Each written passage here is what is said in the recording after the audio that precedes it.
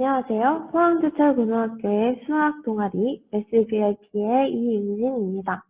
저는 오늘 테슬레이션에 대해 이야기를 해보려고 합니다.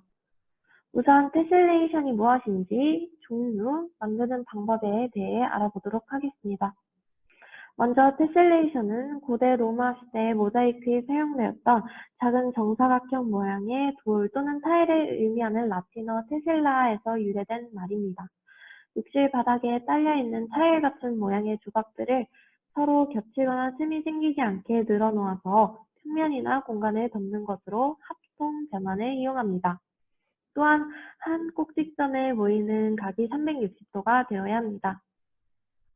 테셀레이션은 사진에서 보이는 것과 같이 별집, 주상절리, 어반하이브 등의 건축물에서 볼 수 있고 또한 애쉬의 작품 속에서도 활용되고 있습니다. 그렇다면 어떤 정다각형을 이어붙이면 빈 공간 없이 평면을 채울 수 있을까요? 테셀레이션이 가능한 정다각형은 3개 이상의 꼭지점이 한 점에서 만나야 하고 또한 한 내각의 크기가 360에 약수해야 합니다.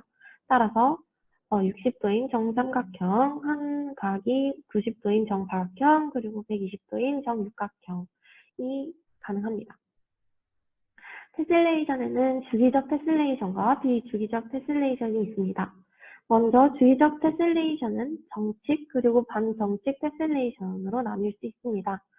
정칙 테슬레이션은 하나의 정다각형으로만 이루어진 테슬레이션으로 모든 꼭지점 주위에 정다각형 배열이 같습니다.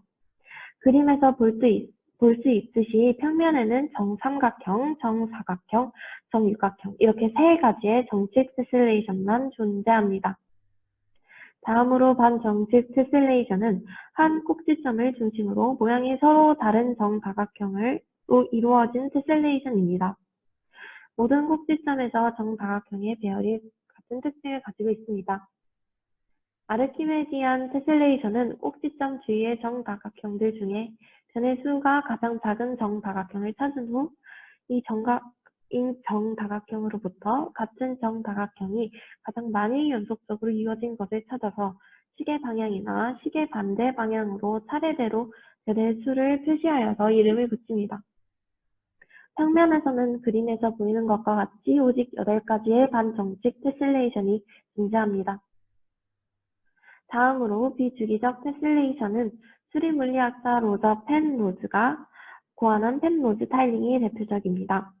특정 패턴이 주기적으로 반복되지 않는 테슬레이션인 펜로즈 타일링은 반복성이 없는 단위 도형이더라도 2가지 종류를 이용하면 평면 공간을 모두 채울 수 있다는 것을 활용한 것입니다. 이런 펜로즈 타일링의 개념을 도입하여 준결정을 발견한 데니얼 셰시트만은 2011년 노벨 화학상을 수상하기도 하였습니다. 그렇다면 이제 자연 속에 숨어있는 테셀레이션에 대해 알아보도록 하겠습니다.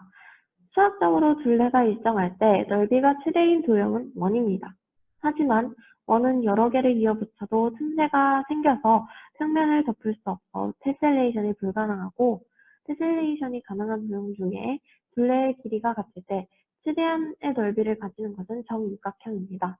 그래서 벌집의 구조는 효율적인 정육각형으로 되어 있고 이는 테셀레이션이 활용되었다고 할 수 있습니다. 저는 쉽게 만드는 방법에 대해서 설명하겠습니다. 크게 4가지로 나뉘어서 설명해 드리겠습니다. 앞서 말씀드렸다시피 정사각형과 정삼각형 그리고 정육각형을 기반으로 테슬레이션을 쉽게 만들 수 있는데 이번에는 정사각형과 정삼각형을 이용해서 만들어 보도록 하겠습니다. 먼저 정사각형에서 자신이 원하는 모양의 을 자르고 그 다음에 수평, 수직 이동을 통해서 독특한 모양을 만들어 테슬레이션을 완성할 수 있습니다. 다음으로는 정사각형에서 자신이 원하는 모양을 마찬가지로 자르고 이를 회전 이동시켜서 이어붙이면 테슬레이션을 만들 수 있습니다. 다음으로 수평, 수직 이동, 그리고 회전 이동 2가지를 융합한 방법으로 정사각형에서 자신이 원하는 모양을 수평, 수직 이동, 그리고 회전 이동을 둘 다 복합적으로 사용하는 방법입니다. 마지막으로 정삼각형에서의 자신이 원하는 모형을 회전 이동을 시켜서 테슬레이션을 만드는 방법이 있습니다.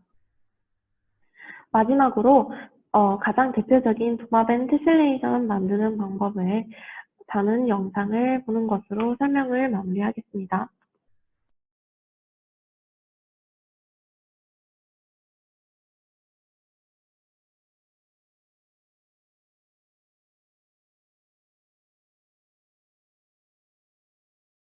이것으로 테슬레이션 설명의 영상을 마치겠습니다. 안녕하세요. 저는 포항제철고등학교 매스 VIP의 김영경입니다.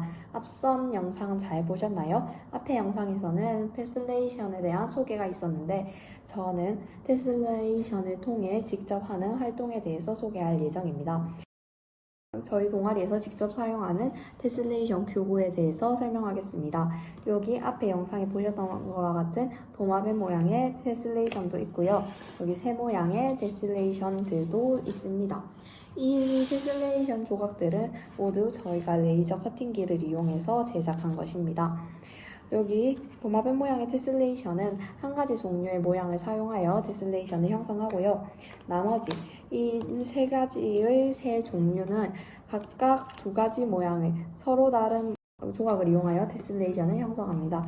여기도 이와 같이 서로 다른 두 모양의 조각으로 형성되어 있고요. 여기도 마찬가지로 서로 다른 모양의 조각으로 형성되어 있습니다. 그러면 이 테슬레이션 조각으로 어떤 활동을 할 수 있냐?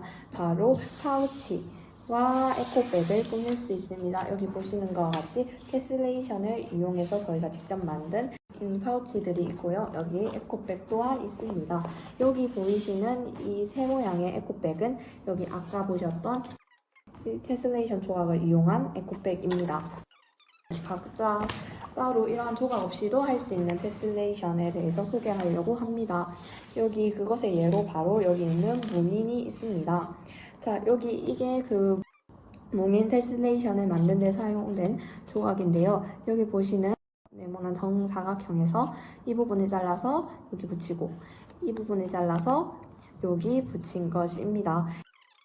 이런 식의 방법을 통하여 서로 각자 취향에 맞는 개성 있는 테슬레이션을 이와 같이 만들 수 있습니다. 그러면 이러한 테슬레이션을 제작하는 방법을 설명해 드리도록 하겠습니다. 우선은 마분지 같은 두꺼운 종이를 준비해 주세요.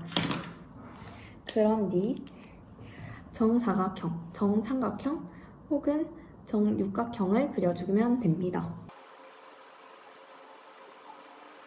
저는 리본 모양의 테슬레이션을 만들 예정이기 때문에 정사각형을 그렸습니다. 그리고 이 정사각형을 오려주세요. 그리고 아까 앞에 테슬레이션 소개 영상에서 설명드렸던 것처럼 원하는 모양을 그리고 자른 뒤 평행 이동, 직각 이동 혹은 회전 이동 시키시면 됩니다.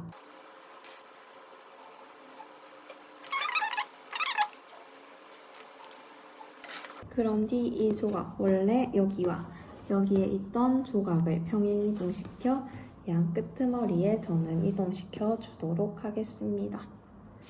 그리고 테이프로 고정해 주세요.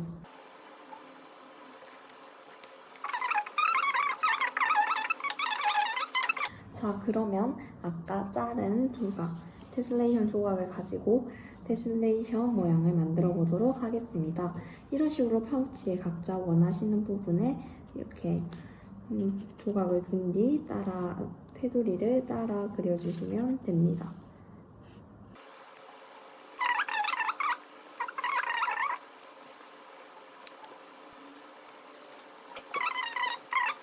본인이 원하는 모양대로 디자인을 해주시면 됩니다.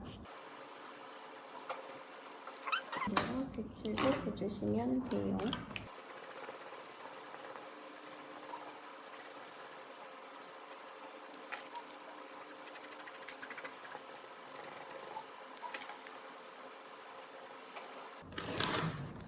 이렇게 하게 되면 이런 식으로 리본 모양의 테슬레이션을 만들 수 있습니다. 각자 집에서 테슬레이션 만들기 한번 해보시길 바라고 이상 포항제철고등학교 매스 VIP 동아리의 테슬레이션 소개와 만들기 활동에 관한 영상이었습니다. 감사합니다.